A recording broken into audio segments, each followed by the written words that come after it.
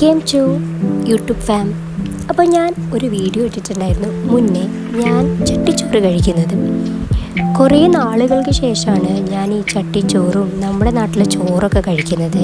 അതിൻ്റെ ഒരു എക്സൈറ്റ്മെൻറ്റ് എനിക്ക് നന്നായിട്ടുണ്ടായിരുന്നു. നമ്മുടെ നാട്ടിലെ ഭക്ഷണം വേറൊരു നാട്ടിൽ നിന്ന് കിട്ടുമ്പോൾ ഉള്ളൊരു ഫീല് അത് വേറെ തന്നെയാണ്. അത് കിട്ടുമ്പോൾ ഉള്ള സന്തോഷമാണ് എൻ്റെ ഈ വീഡിയോയിൽ നിങ്ങൾക്ക് കാണാൻ പറ്റുന്നത്. ഞാൻ നന്നായിട്ട് ആസ്വദിച്ചിട്ടാണ് ആദ്യം ഈ ഫുഡ് കഴിച്ച് തുടങ്ങിയത്.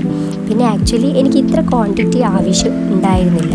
ചട്ടിച്ചോറ് എപ്പോഴും കുറച്ച് കൂടുതലായിട്ടാണല്ലോ കിട്ടുക. ഞാൻ കഴിച്ചു. പിന്നെ അതിൽ കുറേ വെജിറ്റബിൾസൊക്കെ ഉള്ളതുകൊണ്ട് എനിക്കവിടെ മുഴുവൻ കഴിച്ച് തീർക്കാൻ പറ്റിയില്ല. പക്ഷെ കഴിച്ച അത്രയും ആസ്വദിച്ചിട്ടാണ് കഴിച്ചത്.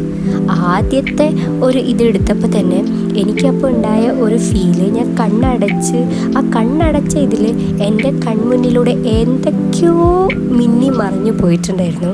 ഞാൻ അത്രയും ആസ്വദിച്ചിട്ടാണ് ആ ഭക്ഷണം കഴിച്ചത്. ഇനി നാട്ടിൽ വന്നിട്ട് വേണം ചട്ടിച്ചോറും പൊതിച്ചോറും ഒക്കെ ഒന്ന് കഴിക്കാൻ. നാട്ടിലേക്ക് വരാനായിട്ട് കാത്തിരിക്കുകയാണ് ഞാൻ.